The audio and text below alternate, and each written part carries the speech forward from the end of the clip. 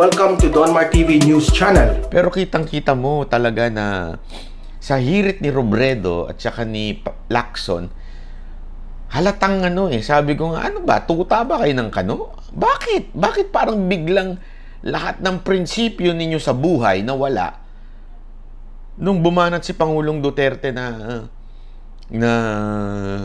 hoy, magbayad kayo, di ba? Sabi ko nga alam mo, ito lang sabi ko, sa loob-loob ko, hindi kaya planado ni Pangulong Duterte ito para lumabas talaga yung totoong kulay nito mga politikong magkokomento?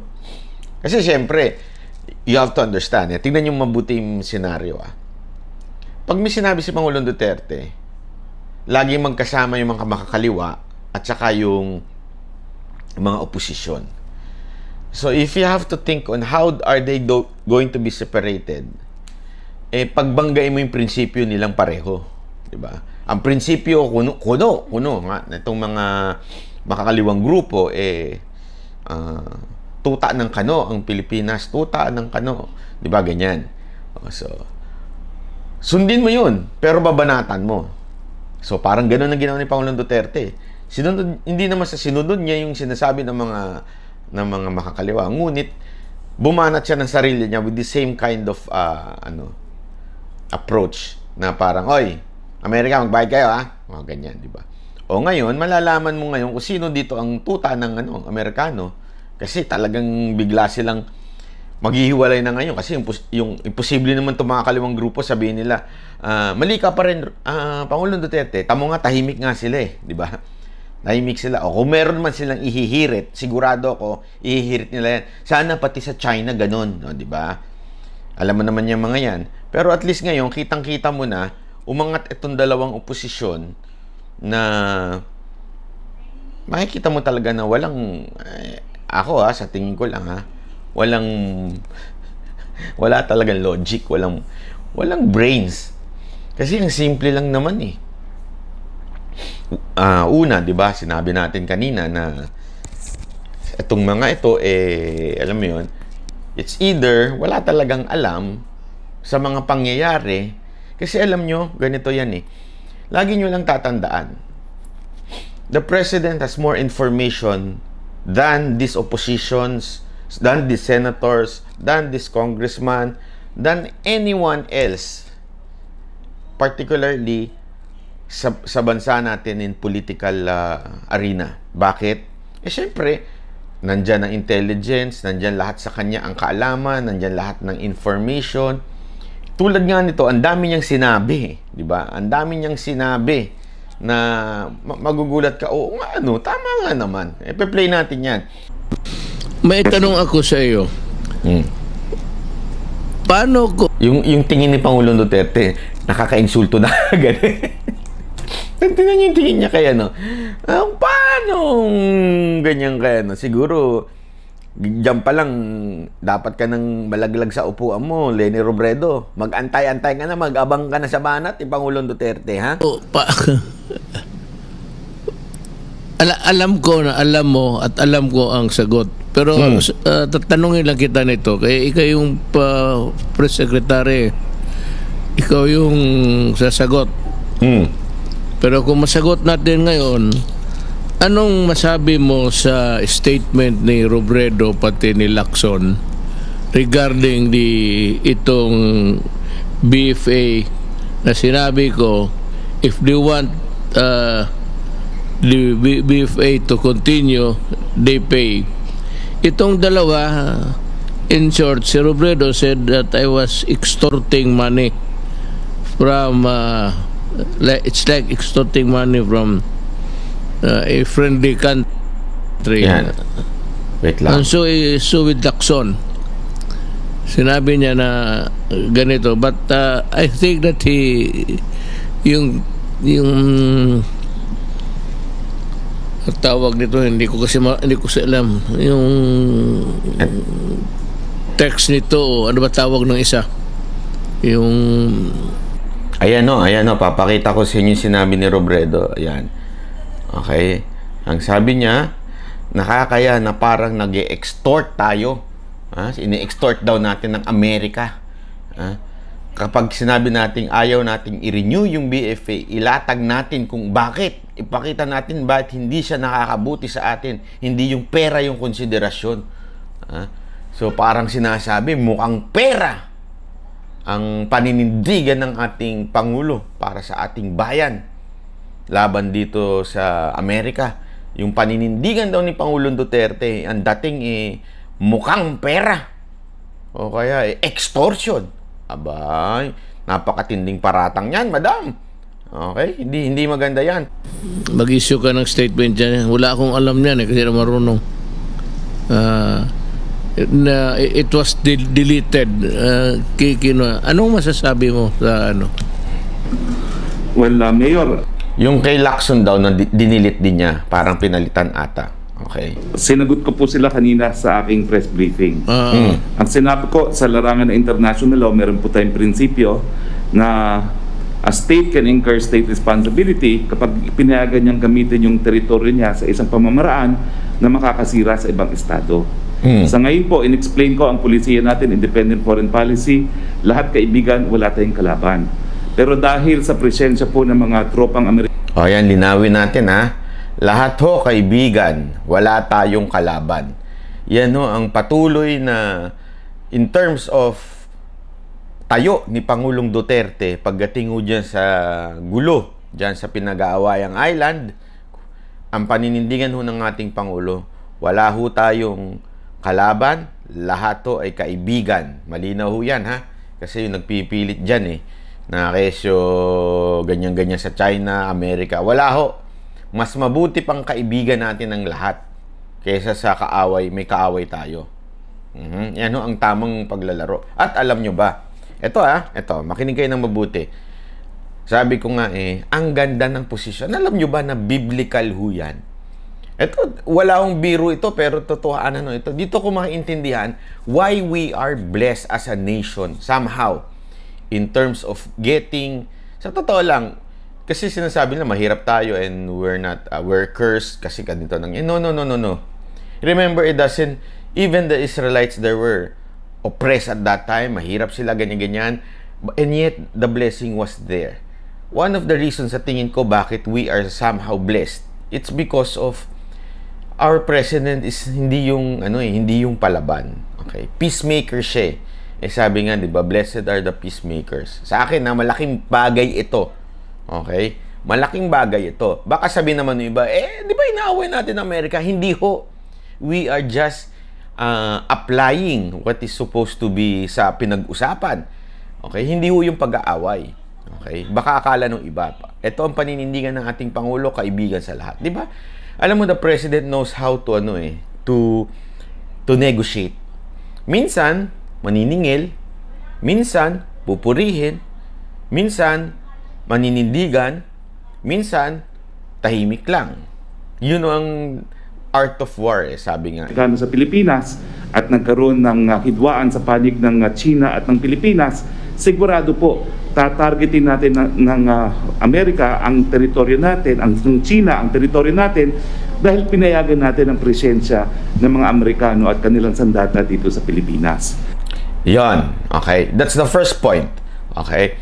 May gera, may gulo. Alam naman natin yan. Merong hidwaan ng Amerika at China. Sa pananaw ng China, pinayagan nating Pilipinas na pumasok at magkaroon ng forces ang Amerika sa loob ng Pilipinas. Okay? Kitang-kita yan. Okay? We might not interpret it that way, but the other nation would interpret it that way. At the same time, okay, ang Amerika naman, hindi naman nila pwedeng sabihin, oy, bakit yung pinapasok sa inyo? Okay. Baka sabihin ng iba, bakit doon sa island? Okay. Wait, yun nga ho yung pinagtatalunan. Yun nga ho yung problema. Okay? Ang point, sa territory mismo natin, yung Pilipinas, wala akong forces ng China dito. So let us be fair na dapat wala ring forces ang Amerika. Kung meron man tayong i-allow, i-risk na i-force sa kanila, dapat matindi yung kanilang ipapalit. Kasi, sabi nga, di ba, sa negosyo, it should be calculated risk. We are risking by giving them forces dito, by training dito. We're giving risk So, dapat calculated mo lang yan. At the same time, worth it yung risk na yon. At dahil nga po sa danyos na po pwede nating pagbayaran sa presensya ng mga Amerikano sa ating Pilipinas, dapat lamang na meron pong kabayaran ang mga Amerikano para manatili dito sila sa Pilipinas. At pinakita ko po, meron pong isang pag-aaral na pinakita at ang... So, yun ho, malinaw ho yun ha. So, dapat, kahit payagan natin dito ang Amerika, meron ho tayong sama, pakinabang naman, pambihirang buhay ere. Ang tagal na nila dito. I-google nyo. Ha? I-google nyo kung kailan pa yung Visiting Forces Agreement na yan. Kailan pa nagsimula yan. At kailan at magkano ang nakuha natin. Eto, papaliwanag ni Spock. Conclusion, napakaliit po talaga ng nakukuha ng Pilipinas. Historically, bagamat tayo po talaga ang kanilang unsinkable warship sa Asia. At ang comparison po ay between the Philippines and Pakistan. Ang Pilipinas, panahon pa po ng Death March, kaalyado na tayo ng mga Amerikano. And yet, doon po sa datos na pinakita ko kanina, $3 billion lang po ang nakukuha natin in terms of counter-terrorism support from the United States. Ikukumpara po natin to sa bansa na gaya ng Pakistan. Ang Pakistan po, $13.6 billion ang 13.6 billion, ha? Compare sa Pakistan. Na mas matagal pa daw yung atin, pero according to Spokes, ang nakukuha ng Pakistan, 13. Tayo, 3 lang. Bigay ng mga Amerikano. Ikumpara po natin sa Turkey. Ganon din po, halos 5 beses ang binibigay nila para manatili yung kanilang mga... So, times 5 daw naman pag sa Turkey. So, merong basihan. Gets ninyo? Merong basihan kung bakit nagre-reklamo ang ating Pangulo sa Amerika. Hindi ito out of nowhere. Ay, naisip ko lang sandali. Hingan nga natin, i-extort nga natin ng pera itong Amerika. Ganun kasi sinasabi ni Robredo tsaka nito ni ni Lacson eh. Although sabi nga ni Pangulo, mapapatawad niya pa si Lacson dahil di abogado. Okay? Tsaka alam naman natin, daldal lang yung daldal kasi re-electionist na yan eh. Sabihin, last term niya na ata sa Senate eh. Kailangan niya ng tumakboy na higher position eh. Pero ito si Robredo, sinasabi ni Pangulo, uy, unang-una, you're somehow nilalagay ng oposisyon ng susunod na Pangulo. Wala kang alam sa batas, wala kang alam sa konstitusyon natin. Yan ang pinapakita ni Pangulo. Sundalo at ang mga militar sa kanilang bansa. Doon po sa issue na extortion, ang sabi ko, hindi po masama na dahil marami po tayong mga pangangailangan sa COVID para mabigyan ng implementasyon ng universal healthcare, ang libreng patubig, ang libreng tuition, hindi po masama na humanap tayo ng alternatibong mga pagkakukulunan ng pondo para po gastusin sa pangangailangan. Tulad nga rin nung sinabi ko kaninang umaga, naisip ko ito eh. Nasabi ko nga, ordinaryong Pilipino nga lang ako, naisip ko ito eh. Paano pa kaya yung mga nasa politika, lalo na yung nasa business sector? I think we should understand now na ayaw man natin talagang todong aminin, even other countries, but all of us in trouble in terms of economy. Okay? I mean, kayo na lang eh. As simple as this. Go out and go to the mall. Imagine how much, if you're a tenant, if you're paying for a stall, di ba? Ayoko na nabanggitin, buti ako na nabanggit. Pero dun sa mga mall na lang, ang mahal-mahal ng monthly. And yet, wala halos bumibili. Ilan lang ang bumibili. Di ba? Sa totoo lang.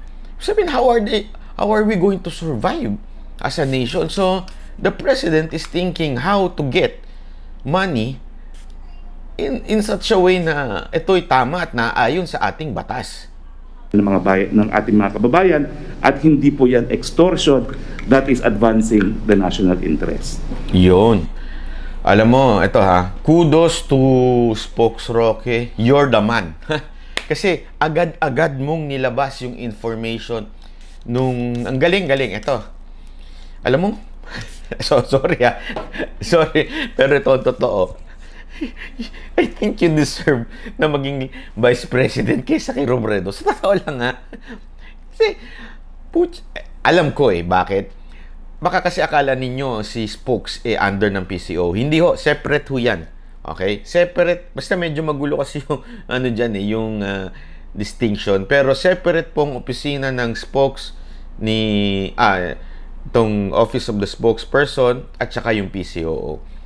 In terms of budget, hindi ho worth kumpara. Kasi ang PCOO naman, kaya naman malaki din ang budget. Kasi napakaraming agency na nasa loob niyan. Hindi lang ho isa, mga 10 mahigit na agency nasa loob niyan. Sila ho responsible sa lahat ng printing, sa lahat. Marami ho silang trabaho. Ito yung medyo pagkakamali ng ibang vlogger. Pasensya na ho, pero diretsuhin ko. Hindi ho trabaho ng PCOO ang ipaliwanag ang agenda ng Pangulo. Kasi akala nung iba, yan ho kasi yung sinasabi ng isang vlogger na mataba dyan Pasensya na, pero totoo. Paulit-ulit niya binabanatan si Anda na trabaho mo ang propaganda ng Pilipinas. Ay, ang tanga. Sorry, pero totoo. Hindi ho trabaho ng PCOO yan. Yan ang hirap pagka you're concluding, hindi mo alam. Hindi yan ang trabaho ng PCOO. Ang may trabaho ng pagpapaliwanag, nasa spokes. Siya ang nakakaalam ng lahat.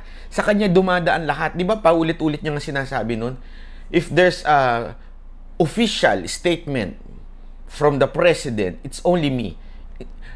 Official, kaya nga ginagawa ang trabaho. Tingnan mo, pansinin nyo ang trabaho ng mga press briefing, iniimbitahan ni spokes yung mga ahensya ng gobyerno. Eto, magsalita kayo, then I'll explain.